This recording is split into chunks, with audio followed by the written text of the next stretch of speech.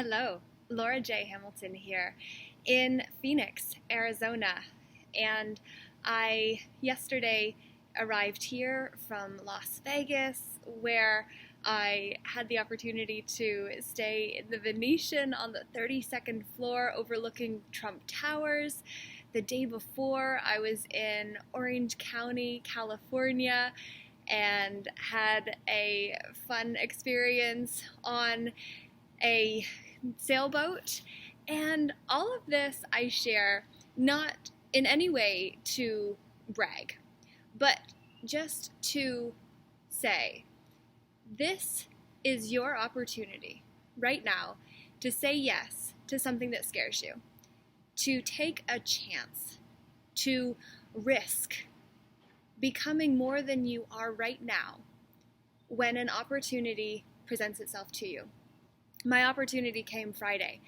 I was talking to someone I had met at a conference a few weeks ago in Tampa, which was another opportunity that I said yes to, being a panelist, and got myself to Tampa in the room where I got to learn all about PR and marketing, and from a different perspective than what I've already been studying for years. And it was invaluable, not just for the content, but for the connections. And this opportunity on Friday, when I was invited to come down, there's a conference happening here that my friend was going to anyway, and said, hey, come along and, I'll show you around California. And then we ended up going to Las Vegas because I hadn't been there either.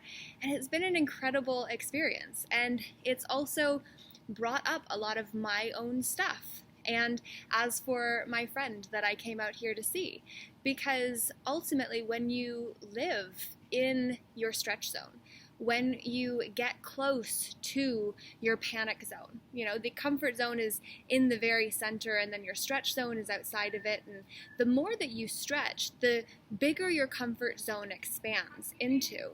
And outside, on the outer perimeter of your stretch zone, that place where you just say, oh my God, that's too much, that is what we call the terror barrier or the panic zone. And when you reach that place, the natural tendency is to revert back to comfort, to retract, to close yourself down, to go back to what you knew and what was comfortable. And the thing I would love for you to just consider is, how does that serve you when you retract, when you contract, when you become less because you took a risk, you feel like you maybe failed, and then you revert back to what you once knew.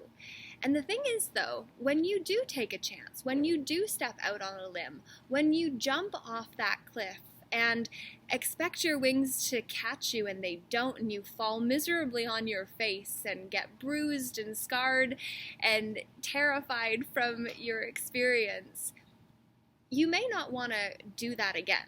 You learn from that experience. But the other thing you don't want to do is not do it again. You can do it differently.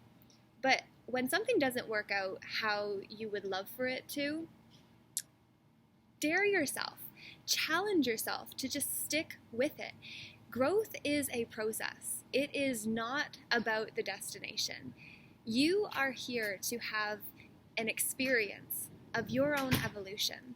And it's now your opportunity to say yes to an opportunity that challenges you, that frightens you, that stretches you.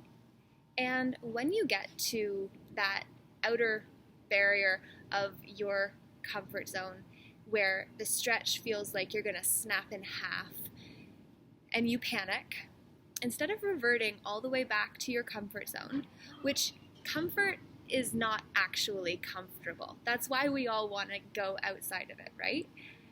So when you have that tendency to revert back and contract, I would really love for you to stick with it and to find something to support yourself when you get to that limit, and then expand your comfort zone so that the stretch doesn't have to feel so significant. It's going to still hurt.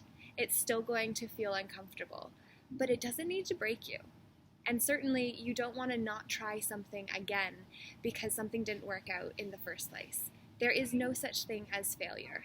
It is all about feedback. So I hope that this message serves you and challenges you to challenge yourself, to step out, try something new, and to thrive as you become a better version of yourself. And what I can tell you for sure is that if you keep pushing through, if you keep trying new things, and you keep getting to that edge, that you keep jumping and building your wings on the way down, they may not always catch you. You may scuff yourself. You may fall miserably on your face. You may get rug burn.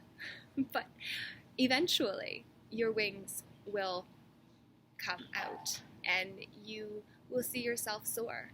But you will never allow yourself to experience the beauty and delight of soaring freely in the magnificence of who you really are if you don't take the leap. So take the leap, baby. You can do it. Laura J, namaste.